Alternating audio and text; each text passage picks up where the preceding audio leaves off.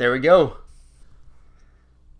Thank you so much for being on. I got your contact from Dixie Man, who told me very little about you, but what you did. And then I looked at your page, and you do Ninja Warrior stuff. You've got these crazy oil paintings, and I'm like, what does she not do? Yeah, Dixie's amazing. I love her. She's so awesome, and her podcast was so good. I listened to it. Oh, thanks. I'm glad you liked it. It's always like a worry. Like I get into it and I go, man, I hope the guests really like the podcast. I really enjoy all of them. Yeah, Dixie's so interesting. So yeah, that was really good. So everybody go listen to Dixie's podcast if you haven't. Yes, go listen to Dixie's podcast. You heard it. And how do you say your name? Is it Jenedy? Yeah, Jenedy. Okay, that's the way I thought it was in there. But so when did you start? Like, have you been painting for a really long time? No. Well, what's a long time? I've been in college, so about 15 years. But yeah, prior to like grow up, I didn't grow up as an artist. I wasn't one of those kids that when they're 5, I want to be an artist when I grow up. Art kind of snuck up on me. What happened is, growing up, I played the piano, and I was very academic and studious, and I wanted to get a full ride to college. And so I just took honor and AP classes and studied a lot. I was totally a nerd. I had headgear and glasses and all of it. Like, I was like complete package. And then my senior year of high school, we moved. And my parents actually gave me the opportunity to stay. We were living in Utah at the time, and that we would be moving to Colorado. And my mom's like, I know it's your senior year. Like, I know everything we're asking you to give up, so I'm going to let you make this decision. And so my mom had taught me from a very young age how to kind of like talk to God, like how to really pray about what I was concerned about. So I prayed about it, and then felt like I needed to move. And so I did, and I found myself in this new high school.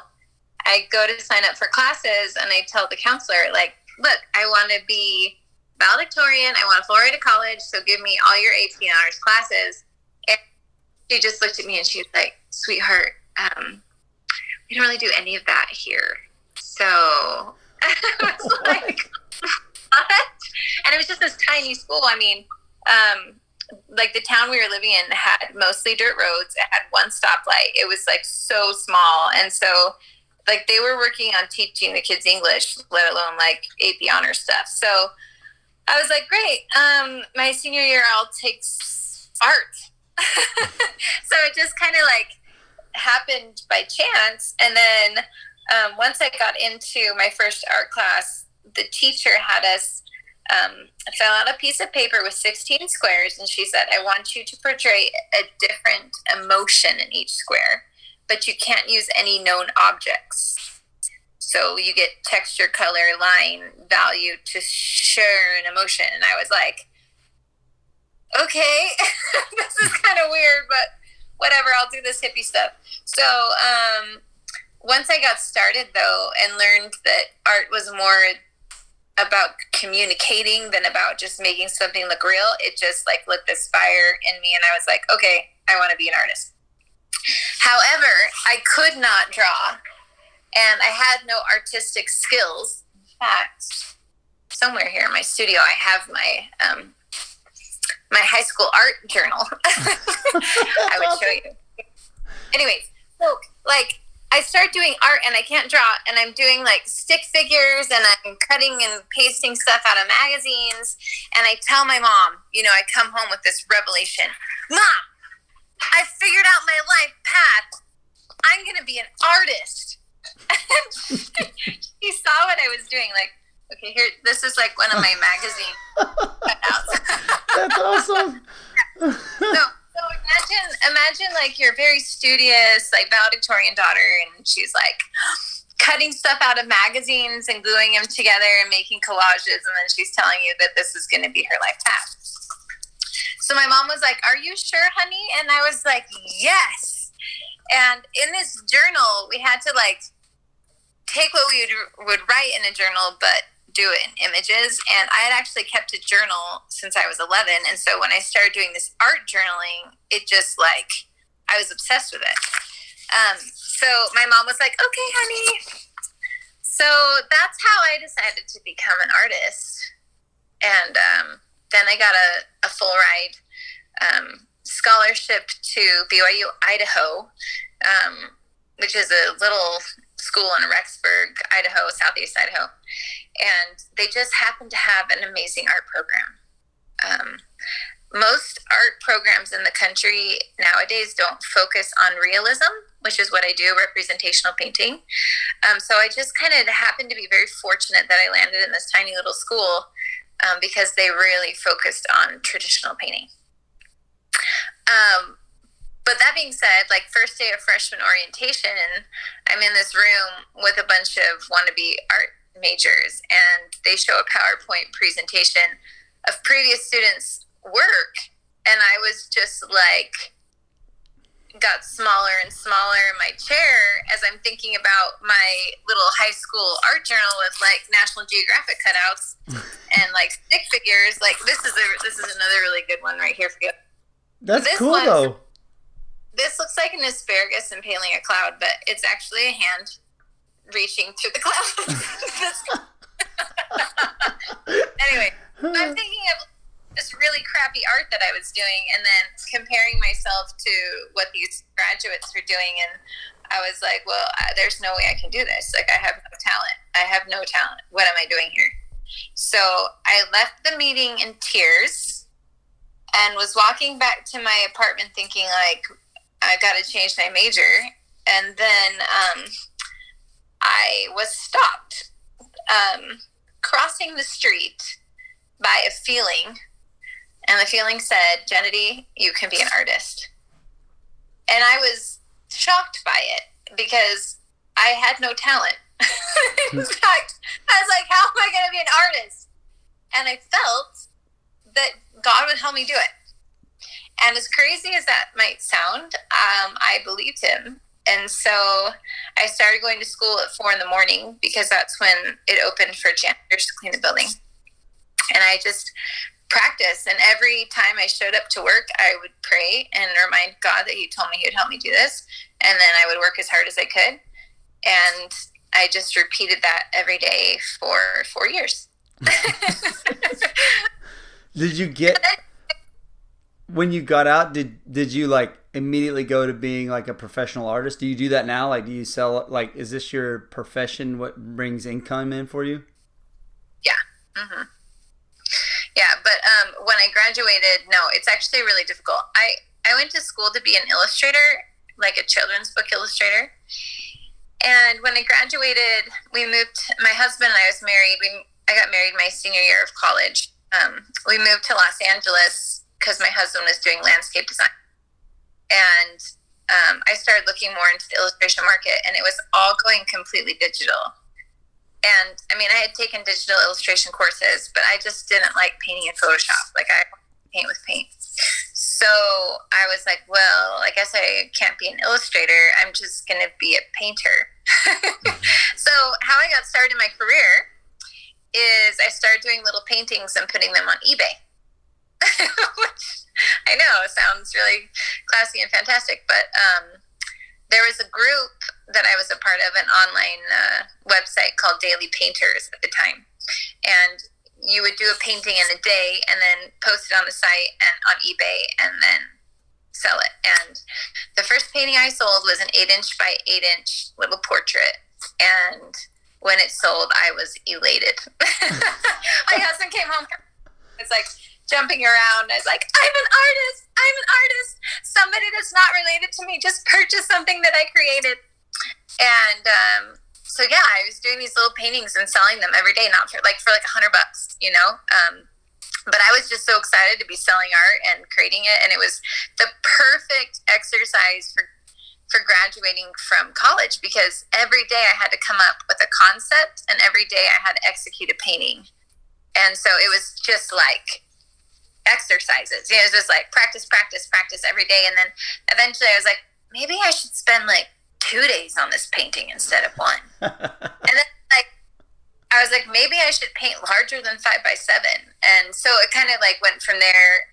I got better. I started spending more time. My paintings got bigger.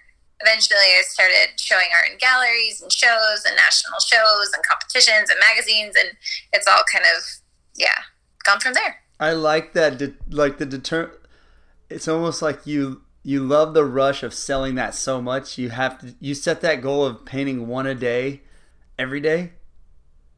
Yeah, yeah, and I mean, I didn't always make it right, but it's like you set like a lofty goal like that, and then if you only get 5 paintings in a week, then that's still fantastic, you know? So the thing is I did a lot of bad work, and I'm so thankful to all my early patrons that purchased this really bad work. And it comes back to haunt me. Like, I'll get emails from people to be like, I just got this from an estate sale and it's got your name on it, and can you tell me how much it's worth? And I'm like, oh man, I forgot I painted that. Anyways, but I really do hope that as I improve and as my career grows, that all those little early patrons will be rewarded as my work increases in value. I'm sure some of it is. I'm sure it's probably bad for your taste, and maybe maybe on a higher level. Everybody starts somewhere. But I'm sure the people liked it. There were people that you didn't know buying it. I mean, it had to be some sort of quality in there. But as an artist, you're probably a little bit hard on you see all your mistakes. Like, you see every little mistake and things you could have done better in the canvas, I'm assuming. Yeah, for sure. Yeah. And I mean, it's not even that they were like super bad so much as that now I look at them and I think they just look unfinished. It looks like how I start a painting now. You know, it looks like I just started it and then walked away. So my paintings take a lot of time, like hundreds of hours. And it's funny because I think back to when I was in high school, and I thought if I spent 2 hours on a project, I'd really invested myself. You know, it's like, oh, I just put 2 hours in. I've outdone myself today on this art project. And then you get to college and you spend 40 hours and you're like, wow, I mean, this took so much time. And then you get into professional work, you're like, I spent 200 hours on this painting. So really, it's just like a matter of time, you know? You get better with time. Yeah, and as many reps. I like that you were painting a painting a day. Like, you're like, I'm gonna sell some more paintings, and you paint another one, and all that is just practice. Like, it's just more reps and practice to get better. It'd be cool to see the progression of all those paintings a day. Like if you lined them all up and you could see them all, like the improvement that you made. Right, I know. Well, and even like I've had 4 kids, and I've painted each of them when they were 6 weeks old, and I have their portraits going up the stairs in my house. And it's even fantastic to look at those portraits. They were all born 2 years apart, and it's like exponential, like the growth, you know, between each one. So my poor first child's portrait. So out of all of this, like all of the art stuff and the time you spend on it, when did you get into the Ninja Warrior stuff? Okay, so I got to tell you a long story. Go for it. I love long stories. Okay. So, so we were living in Los Angeles. I became a mom in 2008. And then I had a son, and then I had another son in 2010. And then my husband decided to go to graduate school. So we moved from California to Arizona, and my husband started going to school. And we moved in with my parents so that we could afford graduate school. And while we were living there, my mom had a swimming pool in her backyard, and she had an acre of land. And so she also had a pond. So she fenced off her whole patio, so there was no access to the backyard. And she's like, Jen, I'm really nervous about the boys and water in the backyard. And I was like, my boys at the time were 3 and 1. And I said, it's fine. You've got alarms on the doors. We've got a gate. We've got all this protection. It's going to be fine. And so we lived there for a year, and it was fine. And then one morning, I sent my son outside to play. We had like toys on the patio, and it was just kind of like a perfect storm where something got left open, and my mom was working in the backyard, and my mom comes inside, and I'm feeding the 1-year-old breakfast, and I said, "Hey, did you see Morgan?" My oldest son's name is Victory Morgan. And she's like, "No." And so we run outside, and, you know, worst case scenario, we found him in the pool. And so we grabbed him, CPR, called 911. He was resuscitated, and then taken to the hospital in a helicopter. And then we spent 7 weeks in the hospital. And it was hard. An understatement of the century. So just emotionally, like, devastating. And he passed away in November 2011. And I was so broken. I just didn't even know. Like, I would look out my window of my studio and see moms, like, taking in the groceries. And I would just be like, how are they, like, bringing in groceries? Like, the world just continues to move, and I am here in pieces. And so I painted, and I continued to get up at 4 a.m, and I would cry and pray and paint and cry. And then at like 7:30, my son would wake up, who was now 18 months old. And then I had to, like, just put on a happy face and go be a mom. And so painting, you know, it's funny how when I started, it was just like something that I wanted to do as a career, but then it became like an emotional savior. Because I had a place to go to take all of my brokenness and put it on a canvas. And then in conjunction with that, I'd always been like a runner. Like, I was cross country team member my sophomore year of high school, but not like super committed. I did like I think I did 2 track meets running cross country and did really well. And then I quit. And my coach was like, "You just, like, placed and you're like a sophomore. What are you doing?" And I was like, "This makes me want to barf. So I don't want to do this anymore." And so I walked away. But then, like, I continued to just love running. And so I went on a run the day after my son passed away. First thing in the morning, after I painted, I ran. And as I was running, I just felt all of this grit inside me, like, oh, like, this sucks so bad, and I hurt so bad, but, like, I'm gonna keep going. And so, like, I like, working out for me, or running, became like an emotional support system too. So, like, I think of myself as a spiritual and a physical being, and I found that as I exercised my physical body, it, like, helped strengthen my spiritual self too. So that's, like, this really long backstory to your question. But so then I started exercising more and more as a means of therapy after my son passed away. And we left Arizona and we moved to Utah. And I just happened to buy a house that was just down the street from a rec center. And I had never really lifted weights much at all in my life. And I was like, hey, I'm, like, just down the street from this rec center. Like, maybe I should, like, take a, like, weightlifting class sometimes. So I started going to, like, one of those mom group fitness classes where you lift, like, 8-pound weights and you feel super strong. And I'm really not belittling those classes. They're amazing. They're, like, the foundation for where I got today. But I'm just giving you, like, perspective is on my fitness journey, is that's where I started. And then it was like 4 years ago, like 2016, I was like, I'm going to learn how to do a pull-up this year. That's my goal, because I couldn't do a single pull-up. So I got, like, a pull-up bar and I put it in my bedroom, like, across the threshold to my bedroom. So every time I went past my room, I would just try, do a shoulder shrug, you know, hang for a minute until I eventually did get a pull-up. And once I got one, then it's like, wow, just like, I did one pull-up, then I could probably do 2.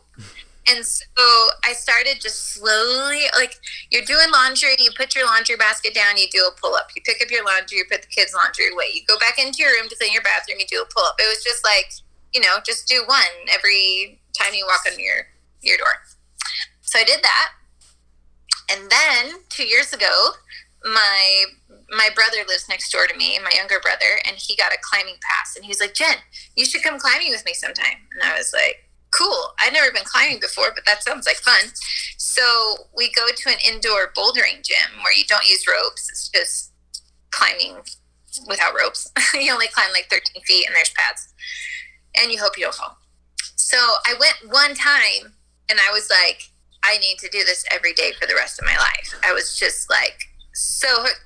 And it wasn't like I was very good. I like, they rank bouldering climbs starting at like a V0 and then they go up to like a V18 for like super amazing, awesome professionals. And I like did a V0 and I was like, yes, it conquered that wall. And felt so accomplished. So I got a climbing pass and I started climbing more frequently. Well, I'd been climbing for like 3 months. I'd worked my way up to like V3. And I again had like a thought, like I said, the thought that drove me to be an artist was that God told me he could help me do it. So like I had this thought one day at the climbing gym, and the thought was, you should apply for American Ninja Warrior. And I was like, no. And like my husband and I were really big fans of the show. We'd watched it a ton, and every time we would watch an episode, I would look at him, like across at him on the couch, and I'd be like, would you ever do that? And he'd be like, no. And I was like, right? Crazy people do that. And so the idea just seemed totally insane to me. But every time I went climbing, the idea would come back into my head. And I was just like, I actually said a prayer. I know you guys might think I'm, again, retarded, but I was just like, is this something that I should do, that I keep feeling this way? And I prayed about it, and I felt like, yeah, you should apply for the show. And I was like, okay, I'll apply. But I mean, what are my chances of actually getting on the show? Because I have no strength for that kind of stuff. I've never been on a ninja course in my life. But I'll apply, sure. So it's easy to apply. Anybody could do it. You just log onto your computer, you fill out like your life story and application form, and then you have to submit a video. And at the time, I didn't have any ninja gym close to my house, but we did have a indoor trampoline park for kids that had some ninja obstacles in it. And I had played there a couple times with my kids. So I was like, I guess we'll shoot my video at this indoor trampoline park. So at the indoor trampoline park, their obstacles are like 15 feet off the ground-ish. And then they have these big air bags underneath to catch you when you fall. And I had never really completed many of them. I had been there with my kids before, and like there'd be like a rolling log, and I would like put my toe on the rolling log and watch it spin and then be like, nope, no, we're not going to do that. And then like there would be the devil steps, which I don't know if you're familiar with the show, but the devil steps are like inverted monkey bars. I don't know. It's like a pyramid with panels of wood that come up. And then at the top, there's like a 4-foot gap between them that you have to somehow cross. So I'd been there with my kids before, and I could actually climb up to the top of the pyramid, and then I would look over my shoulder at the gap to the next panel, and I would be like, what? How am I supposed to I'm holding on to this panel, I'm supposed to somehow get over here. And so I would just come back down the way it came and be like, yeah, I have small children, I shouldn't be doing this. So then when I have to shoot my video, I had got this videographer neighbor to help me, and he's very a direct person. And so we go the day of the shoot, and he's like, okay, Jenedy, you're going to do the quintuple steps and the rolling log and the jumping spider and the devil steps, and we're going to do it all in one shoot. Go. And I was like, great. And then I'm thinking, I've never done this before, but fantastic. Let's catch it on video. So I go to the start, and I'm just sweating buckets. I mean, this stuff is scary. And all of a sudden, it was like I felt my son next to me and be like, Mom, let's do this. And I was like, okay. And so, no hesitation, I just ran. I did the quintuple steps. I didn't hesitate at the rolling log. I just ran across it. I did the jumping spider. I did the double steps. I got to that same top part that was always so scary, and I just went for it, and I got it. And then I came down, and I was in shock. I couldn't believe it that I had done it, you know? And my videographer's like, that was great, fantastic. We got it all in one shot. And I looked at my husband and I was like, I've never done that before. Oh my God. Maybe I should train. Like, maybe this is something I really should do. So I submitted my video in December, and then you don't hear anything for months. Like, everybody submits in December, and then you don't hear back till like March. So in January, I found a ninja gym that was like an hour away, and I signed up for classes. And I went, and I'm like this 34-year-old mom in a class with a bunch of like 18-year-old boys. And I just felt so dumb. I felt like so out of place. And my coach is like a 22-year-old kid, you know? And I didn't know how to do any of it. And like, I remember, so one of the basic moves in ninja is called a lache, where you swing on a bar, and then you throw yourself from that bar 6 to 10 feet and grab another bar. And I remember the first time watching people do that and just being like, what? Like, how is it possible to like throw your body through the air and then catch another bar? But you know, you're in classes, and so you just try. And the first time, I didn't even come close to even touching the bar. You know, it was just like fell through the air and then hit the mat. And I was like, wow, that was fantastic. And then my coach is like, you really need to throw your hips forward and then like kind of throw the bar away from you. And I was like, okay, try again. Swing, swing, swing. I would swing like a million times because I was so scared to let go. And then I'd let go, and then I finally tapped the bar, but I slammed into it with my wrist instead of actually grabbing it. So it was just like slam and then fall. And I was glad that I actually had made it, but my wrist hurt so bad because these are like steel bars, and you're just like, bam. And then I did that again, and then I couldn't even hold anything anymore because my tendons were so jacked up from slamming into this metal bar. And I told my coach, I was like, my wrist hurts so bad. I keep like slamming into the bar. And he's like, you should stop doing that. Oh, I was so frustrated. And I went home barely able to hold my steering wheel and was like, this is stupid. Jenedy, you have no right doing this. Why are you doing this? And again, like I was telling God, this was not my idea. This was your idea. And I'm doing this because you told me to do it. So if you really want me to do it, I'm going to need some reinforcement next time I go to ninja practice.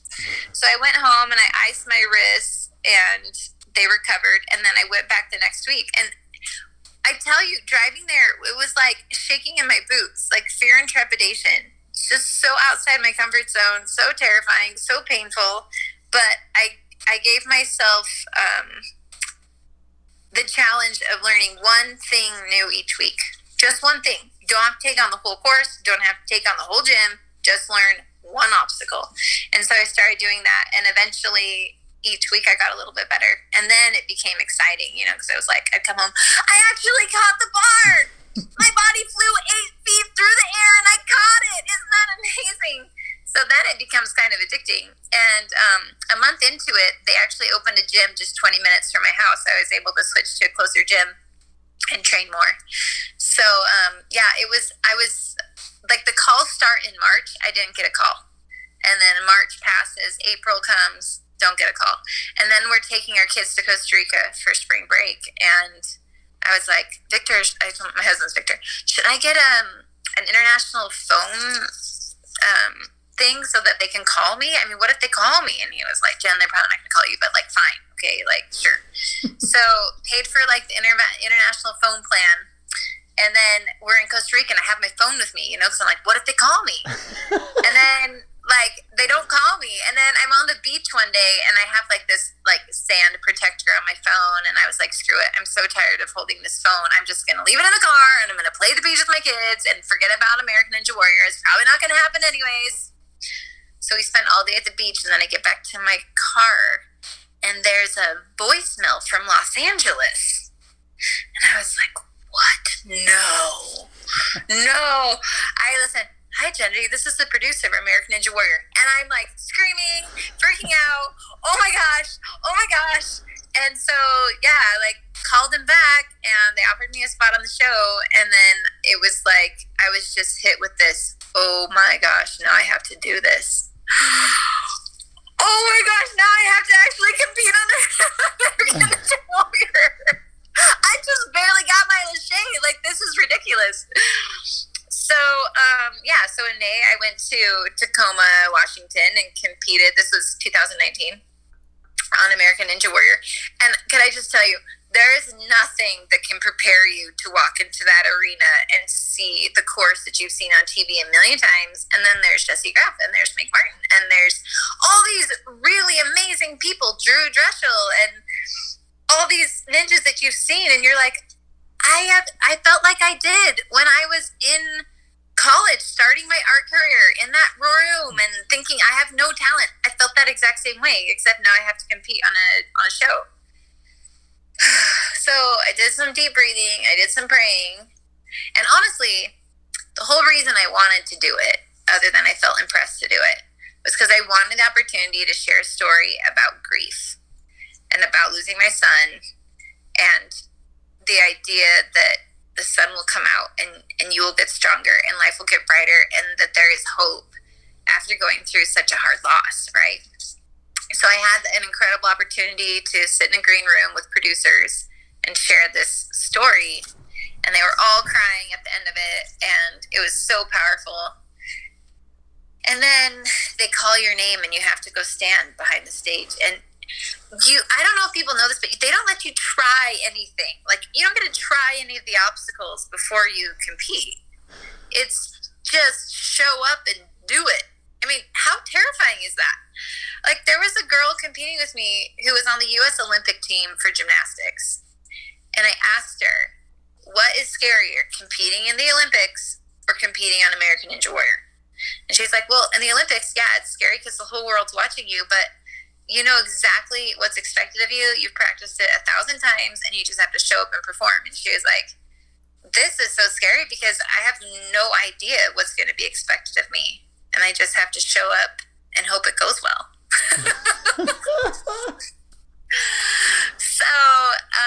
But it was really an incredible experience. Like, as much as I felt my son when I filmed my submission video, you better believe, like, I felt him there at the starting line for the show. And completed the first obstacle. Everybody, like, just breathed a sigh of relief, because I don't know, something about running across those steps and grabbing the rope and swinging across the water is just so, like, intimidating. It's not that hard, but you're running across steps over water and you have to grab a rope and you just hope you don't fall. So I completed it. Second obstacle, completed it. Third obstacle, so crazy. Like, it's hard to describe with just words, but basically you're standing 15 feet in the air on top of this barrel and you have to jump backwards, swing underneath it, and then fly, let go, and then land on a pad, like maybe, 10 feet away or something. And so it's a blind landing. Like, you can't see the landing pad when you jump. It's like totally like a leap of faith, you know? And I just jumped backwards, held on, and then flew, and then somehow I landed on the pad, cleared obstacle 3, and I was like, oh my gosh! You can't even believe it. And then obstacle 4 was a balance obstacle, which always takes out so many competitors. It was called the Broken Bridge. And they're like these panels suspended from chains that you have to like run quickly across. So I run quickly across it, and then I fell in the water. And, it's so funny because you're always like, is the water going to be cold? You don't even notice water temperature because there's so much going on. You're just like, whatever. But I got my gray American Ninja Warrior towel when I got out of the water, and my kids were there, and it was just like an amazing experience. And honestly, as a rookie that had been training for like 4 months to get to the 4th obstacle, I felt so excited about it. So then I applied again for 2020 and was welcomed on for season 12. And we went down in March to compete, and the night before, California government called it, and so we all got to go home. Oh. And they ended up having to do a modified season this year. They cut like 75% of the competitors, and so they're like, we're really sorry, but if you want to, try out for season 13, we'll put you at the top of the list. So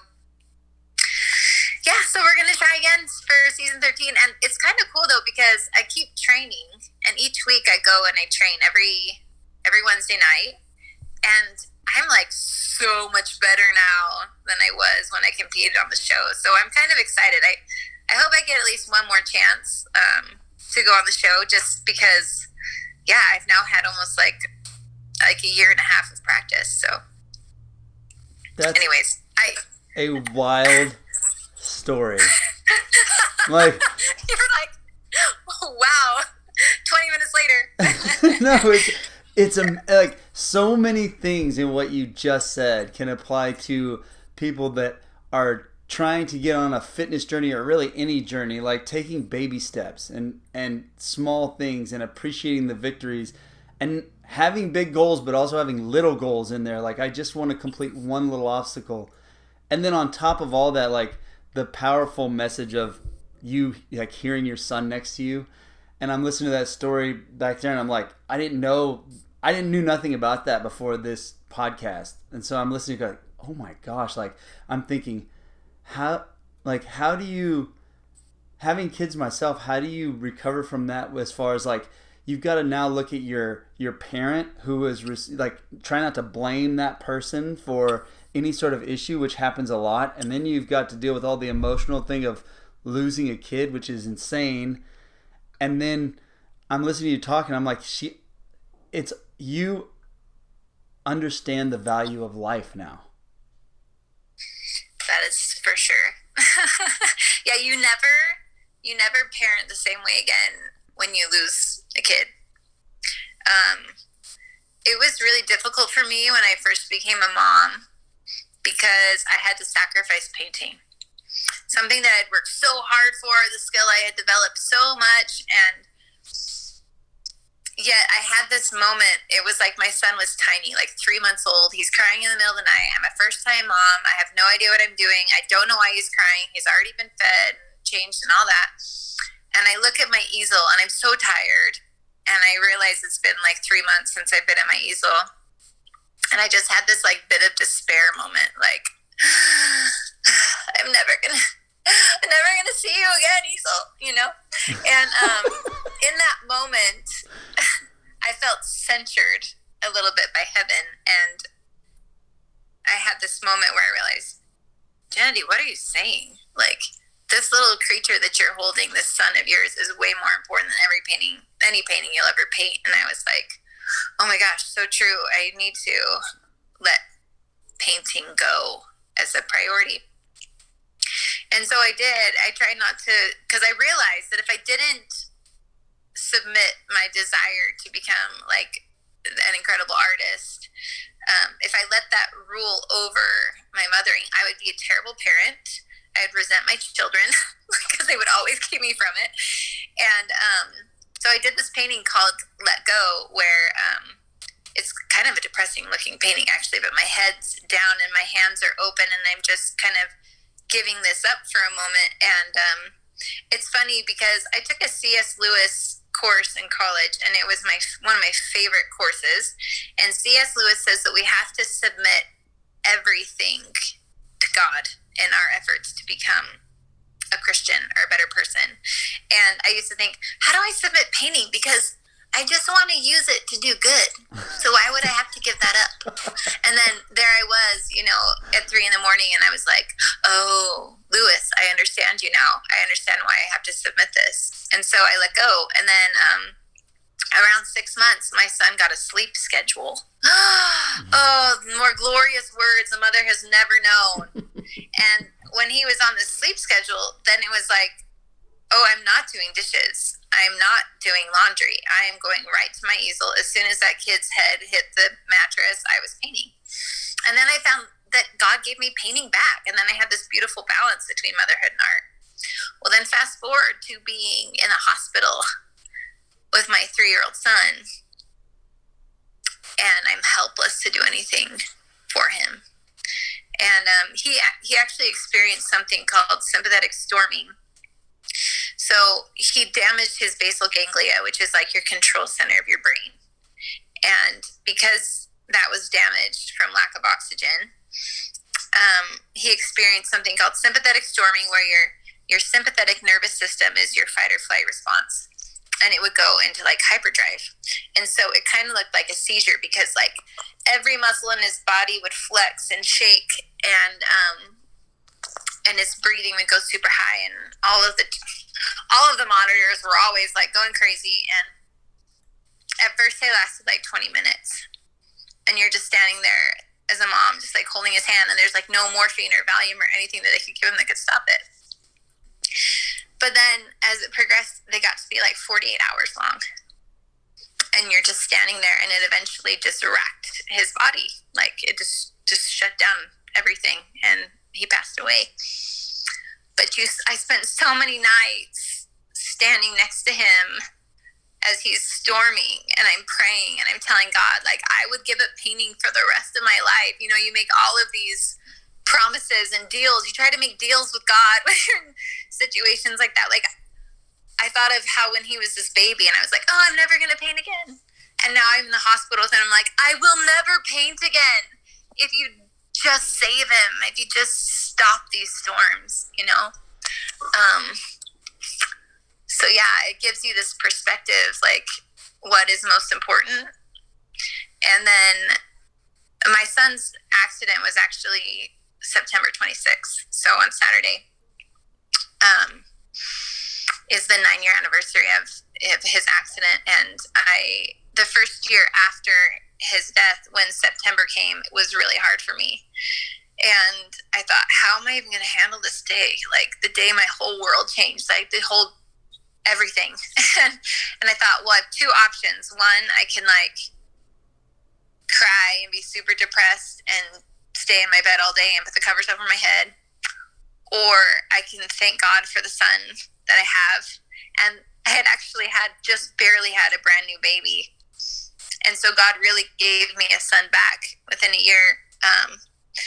Not that that's any way like replaces your son, but just a beautiful distraction. So I had these 2 little boys again, and it was like, or I can spend this day like I had one more day with Victory Morgan, my oldest, and we can call it Kids Day, and we won't do dishes, we won't do laundry, we'll just play trains and go to McDonald's and play at the park, and it's just whatever, you know, the kids want to do. And so that's kind of become a tradition in our family. Every September 26th is Kids Day, and we go spend the day like we had one more day with him. So. It's such an incredible outlook. I mean, obviously your faith has a lot to do with that, and faith like that, like in anything, whatever you do, having a belief system in something, like even if the person's not religious, it's important to have that. This is a crazy important thing, to have a belief system, because in nothingness you would lose all hope. You have nothing to grab onto. You have nothing to like, hey, I need a teammate in this. Like, now I'm all alone, but you're not all alone when you have that belief system like in play, and you've worked in it, and you really do believe in it. It's an incredible thing to see. And then you go through the fitness thing, and I love what you said about like pushing, like it hurts so bad, but you're like, I need to do this. I need to do this. I need to do this. This is making me happy. Like, this is getting out all the things, the tension in my body, and like it's taking away the evil and it's putting back the good. That's right. You know, like in your mental part, like I could feel it in the story you were telling me. I'm like, oh my gosh, this is a movie. I'm listening to a movie, and you're so good at telling it. I'm like, am I gonna cry? What's gonna happen next? I don't know what's going on. Oh, Is it like it's insane? Like, and if anybody's been a parent, they'll understand. Like, walking through your story about, like, I'm putting myself in your shoes. I'm going, oh my gosh, like watching this things in the hospital room, and I'm thinking how many people would have had the mindset to get up and go run or paint or something to take, like, to put themselves back in a good place. You've got it on this extreme level. Like, you've got it on this extreme level. And I'm sitting here going, what's my excuse if I'm like, oh, I just want to be lazy today? Like, oh, you know what? I don't know if I want to start that because that's probably too hard. Or, like, I want to get fit. I want to do this competition, but it's probably a little bit too difficult and I'm a little too old. Like, what's my excuse now? You know? And if somebody's listening to this and they're going, like, they're struggling with trying to lose weight or get in shape, which everybody does, like, there's a lot of people that do, and eating healthy, like, what's your excuse? Think of this story and, like, what, like, just go start slow and get it out of your system. You're so right. And I am the biggest advocate of small things can lead to great things over time. And even the way that I create my paintings, I use very small brushes. This is like I wish everybody could see it right now. Like, it's very tiny. It's like when I was in college, they used to call me, like, they'd make fun. They'd be like, "Oh, Jenedy, you got your 2-hair brush out." But yeah, I actually make these little tiny strokes that overlap over time, almost like a cross hatching for those that have worked with pencil. And then I let the painting dry.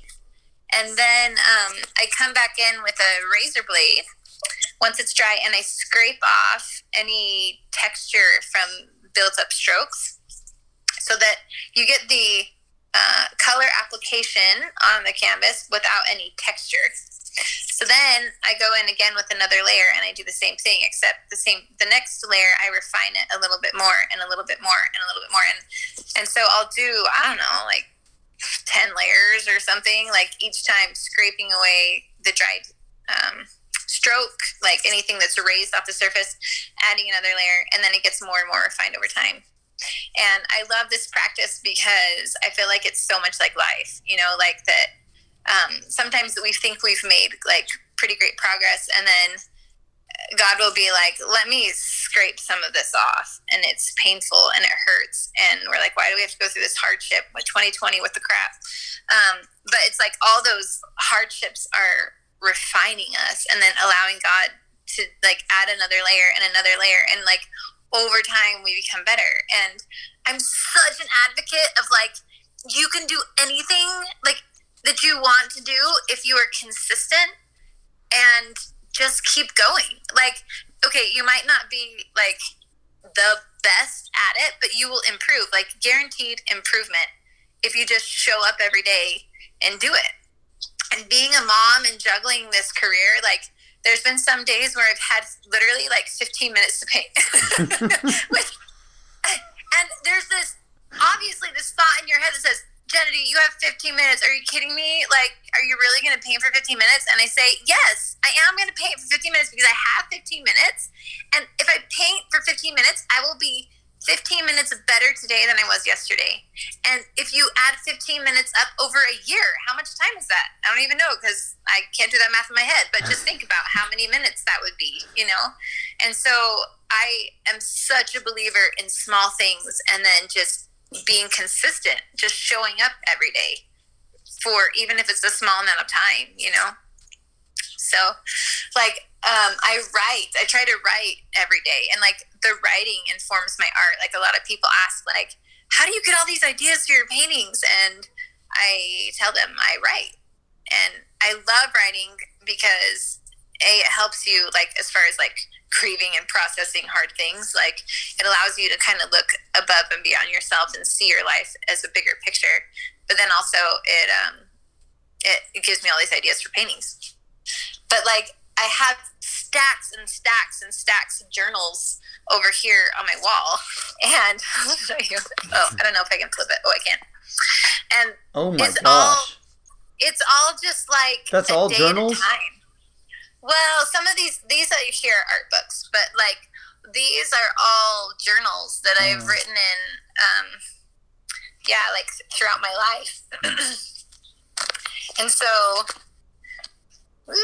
anyways, yeah, I'm like you create a library by writing for 15 minutes a day, or whatever it is that you want to pursue. Just give yourself a time limit and then stick to it every day, and you're guaranteed to get better. I mean, how exciting is that? It's so exciting. It is super exciting. Like, I'm excited. I get fired up with things like this. I'm like, yes, now I can go. Let's do this. Well, and like, it's so funny awesome. Because there's so many people that are like, oh, you're amazing. Look at the art that you do. I can't even draw a stick figure. And when they say that, I pull out my high school art journal and I go, guess what, honey? I started with stick figures. Like, I legitimately have stick figures in this journal. And I was like, it's like, it's easier to believe that you don't have a talent and that you can't, because it gives you an excuse that you don't have to try. And trying is very vulnerable. It's scary to try because you're probably going to fail at least once or twice, like showing up at the ninja gym, so vulnerable.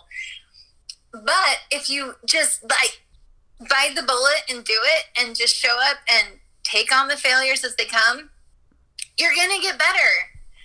And then like amazing things can happen, So anyways, it's like, I get it a lot. People say like, Jenedy, you American Ninja Warrior, and you paint and you play the piano and you write, like, what don't you do? And I just want to say, like, it's just all a day at a time. Just things that I've done consistently over time. Pick what it is tomorrow that you want to do, and then just start doing it every day. And then smile. That's my challenge to everybody. Write down. It's good if you write down, because then you're more committed to it. Write down something that you want to do or become or get better at, and then write down a time commitment that you're going to put into it, and then do it. It's correct. And I'm looking at those journals, and I'm like, how many books have you written? Like full books, Yeah. Like those are gigantic. They weren't just like tiny little journals. They're I know. thick. Like some of I'm now, because I've written in a journal for so long, I've become a little bit of like a journal snob. And when I I find cool, old, big, fat books, I'm like, oh, that's going to be the coolest journal. But then I actually did write a book. Cool. Coming full circle. It's on my website, and it kind of goes through my grief journey with my art, and very few words actually, compared to how much I've written, but you get to see the art that I've done like right after I lost my son, and then through the art kind of like how I healed. So it's so funny that you were talking about painting being communication. Like, it's not the hippy dippy like thing. It's like communication, like you're communicating through it. And then hearing your story and just seeing that one picture of the hand going up, and like now it makes so much sense. Like, it makes so much sense. You're communicating through your paintings of all this story. It's wild. Like Dude, I know. Like, I look back at my little art journal with these really crappy images, but I think I'm doing the same thing. I'm still art journaling. Like, I'm still doing the same practice I did in high school. I'm just a little more refined, And to create this book was an incredible thing for me. It's called Coming Full Circle, When God Puts the Pieces Together. Because, like, it allows you to see this big scope of, like, everything that God has put into my life to help me prepare to take on hard things, Like, I think about, what if I hadn't moved my senior year and I didn't have this incredible gift of art to process all the hard things, And not only that, but then it allows me to share it with other people, like other moms. I've met with so many moms that have lost kids or whatever, and so it's so beautiful. I'm so grateful. It's like a gift that allows me to continue like giving to other people. Oh, so. Dude, what? This is amazing. Everybody needs to know where they can go find your book, where they can see your paintings, purchase them, whatever, because they really are amazing. Like, the whole story, the whole thing. I'm very inspired. Like, I don't know what I can say. I'm like, I could just listen to you talk. What else do you have to say?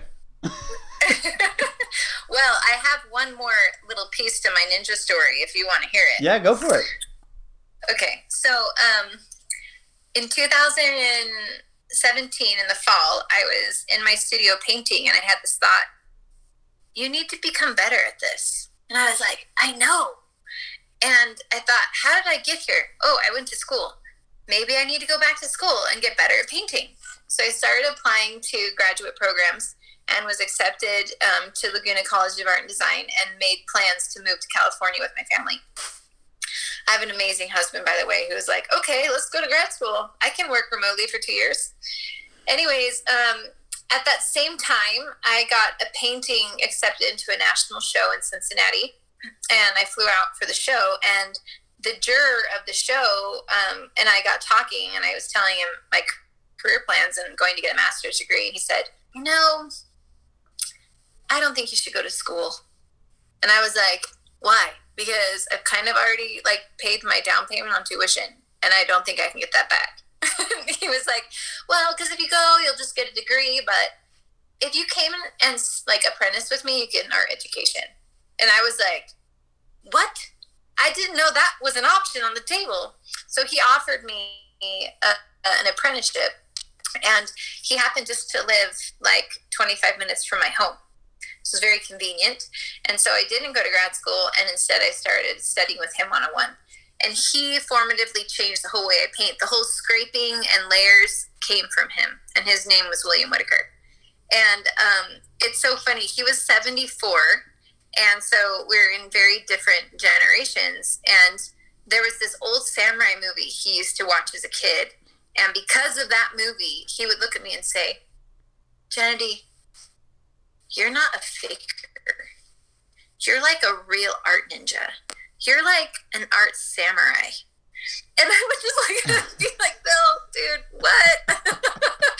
He was so quirky. I loved him to death. And anyways, he would say this all the time. Jenedy, you're a real art ninja. And I'd be like, Bill, stop. I'm just trying to become like you, dude. And so we painted side by side for 9 months. And this painting, coming full circle, was actually a painting I did for him. It was like gratitude, right? It was like I needed to become, here's actually the original, I need to become a better artist. Wow. And you were an answer to that. Thank you so much for giving me this time to study with you one-on-one. Well, I had just finished the painting on a Friday, and Tuesday morning I found out he had passed away. And I was so crushed when I found out. My kids were outside riding their bikes, and I just fell to the pavement on my driveway. Because he had become my best friend. I mean, I painted with him 3 days a week, and I couldn't believe that he was gone, and I felt like my training wasn't done yet. And my Jen, all Jedis must finish their training without their master. But I'm really not ready. Anyways, and so it was so interesting because he passed away in March of 2018, and then it was the fall, November of 2018, when I felt like I needed to apply for American Ninja Warrior. And I was actually filling in the application, and you have to give yourself a name. They have pseudonyms for all the ninjas. And I wrote in Art Ninja, and then it was I could feel my mentor there. Jenedy, you are a real art ninja. And I just I hadn't put the pieces together until that moment, and I just sobbed on my couch, And so now I have all these, I had ninjas on the show. I have shirts made. So I had shirts made. It'd say Jenedy Paige Art Ninja, and every time I just think of my mentor, and it's such a coming full circle moment, So anyways, there's one last story for you. That was an awesome story. You're can I that I'm so glad you live in Utah, right? Mm-hmm. I'm so glad I wore this for this podcast. Yeah. We love Utah. We are massive fans of Utah. Just so many fun outdoors things to do here. Yes. Well, I mean, I'm even more like I'm more. It's just inspiring. Like your whole story is incredible. Like even that story about the art teacher. You're like, here you are now. You lost like your mentor, but it's this cool bond and somebody passing. It really is like Star Wars. Star Wars relate to so many aspects of life, right? I agree. I'm trying to every day. It's so awesome. Thank you. I can't tell you how thankful I am that you came on and like shared the like your life on this podcast with us. It's amazing. I'm truly blessed that I get to like listen to it and record it. It's just awesome. Oh, thank you so much for inviting me and allowing me a platform to share. Because yeah, I love people and I just see so much potential in everyone. So I hope someone out there feels inspired to do something tomorrow. Well, let them know where they can find all of your stuff. Like, tell everybody where you can get it. My website is just Jenedy Paige, my name, JENEDYPAIGE.com. And my store is just store.jenedypage.com. So right on. That's it. They can go buy the book, look at your art. I would say follow me on Instagram.